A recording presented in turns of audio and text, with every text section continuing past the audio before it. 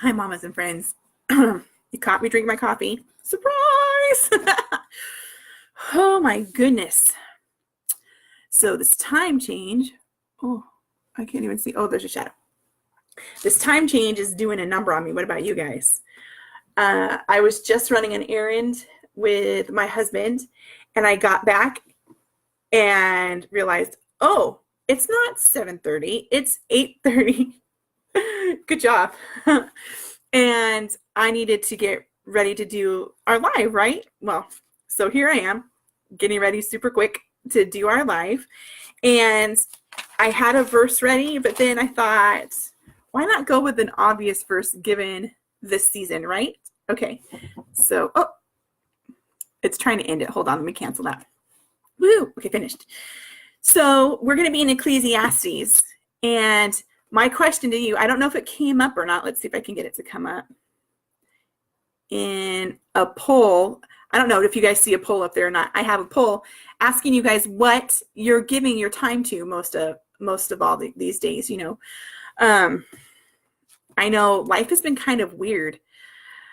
You guys know a little bit of the past, but I mean, just in the last couple weeks, there's been several people that I know and I love either suffering from really horrible illnesses or accidents or death, or it's crazy right now. It's a crazy time. And then we have the time change and all that kind of stuff. And we're coming up on the fourth quarter of the school year, which is where all your perseverance is drained and you're just clinging on by your fingernails and hope, right? And that's what this season has been for me. With all the stuff that's happened, it's been a season of hope, hoping for things that I can't see, but that I'm trusting are ahead. So let's go ahead and turn to Ecclesiastes. I've got my Bible here. Woo, my big old Bible. So you're going to see me turn the page and look down awkwardly. You guys look down awkwardly as well, or listen to me and drink your coffee and just relax. Okay. For everything there is a season, a time for every activity under heaven, a time to be born and a time to die, a time to plant and a time to harvest, a time to kill and a time to heal, a time to tear down and a time to build up, a time to cry and a time to laugh, a time to grieve and a time to dance, a time to scatter stones and a time to gather stones, a time to embrace and a time to turn away, a time to search and time to quit searching, a time to keep and a time to throw away, a time to tear and a time to mend, a time to be quiet and a time to speak, a time to love and a time to hate, a time for war and a time for peace. Okay. You guys know that's a song, right? Bonus points for you if you can tell me who sang that song. Okay, who turned this into a song and sang it and it's popular on the radio. All right. So a time for everything under heaven. What are you guys giving your time to? It says every activity under heaven. Does every activity include Netflix? I don't know. It says every activity. They didn't have Netflix when this was written, but I'm sure they had some kind of entertainment, right? Yeah. A time to kill and a time to heal. Wow, that one hurts because sometimes it's not a person or it's an activity or a dream that you got to let go of. A time to cry and a time to laugh. A time to grieve and a time to dance. I have never understood a time to scatter stones and a time to gather stones. All I picture when I'm thinking of that is a farmer going into the field to plow and he has to get rid of all the stones that are in the way of where he's going to run his plow. And so he's got to move them all out and just chuck them to the side. And maybe eventually he's going to gather those same stones up to make, I don't know, a retaining wall or an irrigation channel, or I don't know. That's all I can think of when I think of scatter stones and to scatter them and to gather them. A time to embrace and a time to turn away. That's not even refrain, that's turn away. A time to search and a time to quit searching. Oh, this is like hurting. A time to tear and a time to mend, a time to be quiet and a time to speak. So what are you giving your time?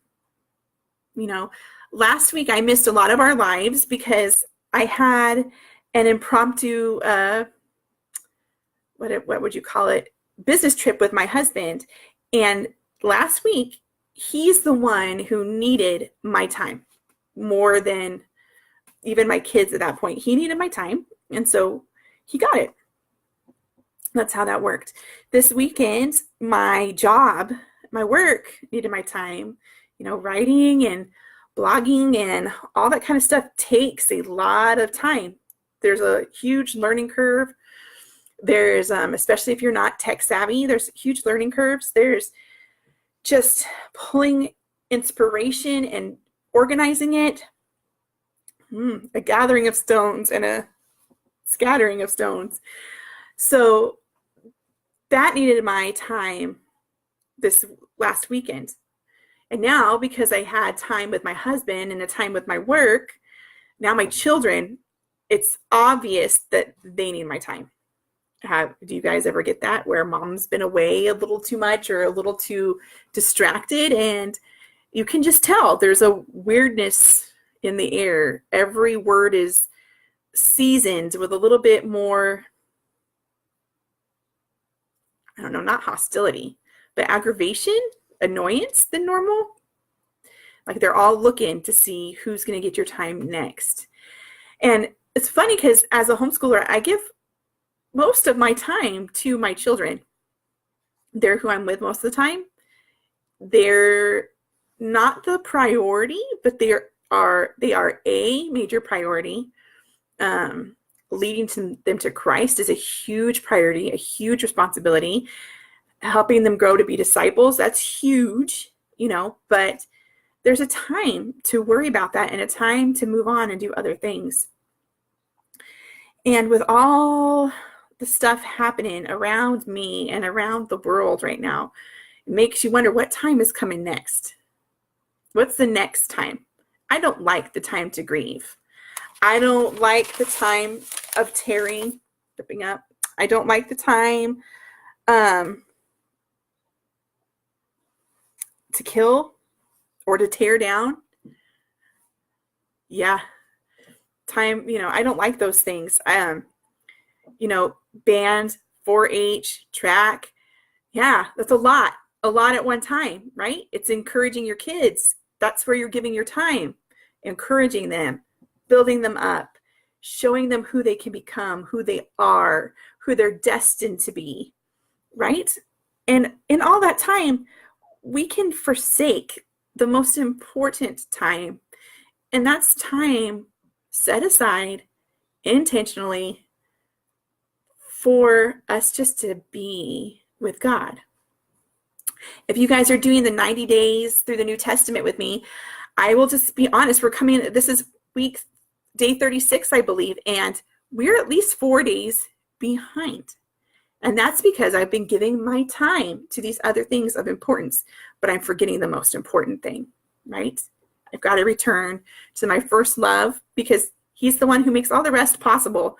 Without it, I'm just pulling on my own strength, and my patience depletes super quick, super fast. There is not enough coffee in the world to keep me stable and friendly if I did not have time with Jesus. So I'm going to encourage you guys this week to look at what you're giving your time to. There are bad things to give your time to. Time wasters, time killers. We should never just be killing time, because that's literally, we're killing time. We are dying as time is just sitting there wasting away. There's time wasters. There's time suckers. There's time vacuums. And then there's good things that we give our time, but they're not necessarily the best things that we're giving our time. Remember, that just reminds me of Mary and Martha and how Mary, right? Mary gave her time to the best thing, sitting at the feet of Jesus. Now, I'm not sure that means that we're supposed to physically just sit, but sometimes that's what he's asking us to do. Just be with me. Just sit and be with me. I know sometimes I've talked to you about how God speaks to my heart in a little bit of a sarcastic tone, because that's what I understand. So I kind of hear him that way through my own filters. And sometimes he'll be like, sit down, shut your trap, open my word, or don't even open my word. Just sit there and let me pull scriptures from your memory to you. And let me feed you through the Spirit, and just sit. Let work go. Let the kids go. Let the house go. Let your husband go. Let it all go for just this little amount of time and be with what is best. And that's always God. That's always God. Why is it the hardest? Is it hard for you to carve out time for God? I'll just be honest, it's hard for me. And I'm not sure why. I'm sure it has a little bit to do with faith. But he grows me every day, and he's going to grow you guys too.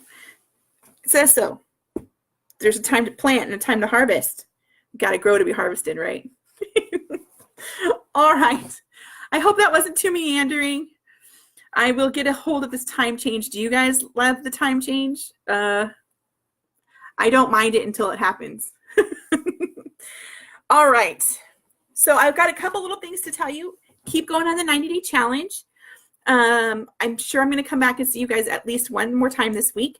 But in case you miss it, on Sunday, I have a guest post coming out on a blog called Intentional in Life. And I'll post it up here.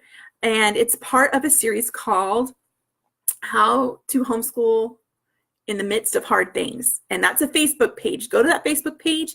There's swag bags. There's giveaways. And there's tons and tons and tons of inspirational blog posts by some amazing women. Amazing women. Just today, there was a live by a woman who was homeschooling through her battle with cancer, and how she did that, and how she learned what was best, not just good, what was best during that time. And it was amazing. If you homeschool, if you don't, go, be encouraged. We all go through hard things, and these tips can help you no matter what you're going through. And like I said, there's swag bags and there's freebies. So this Sunday, my post will go live on Intentional in Life. The other blog that I'm not going to be on, but that's hosting this is called Hide the Chocolate.